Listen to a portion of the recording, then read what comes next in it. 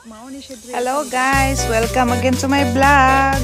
Again, this is the trip of a lifetime. Kani ang tawag diri is Lake District, part of Kiswick, but in England. So, tanawa ra ba ninyo, it's Kalibunan area, na river o nya na dito sa tawid, nice, beautiful mountainous area. O nya andi na ako dili ko maka-get over guys. Ang among maagian kay mura man siya o kanang forest area o nya di ko maka-get over kay ang mga daan ba puno sa mga raspberry nga naa sa kilid, manguha ra ka.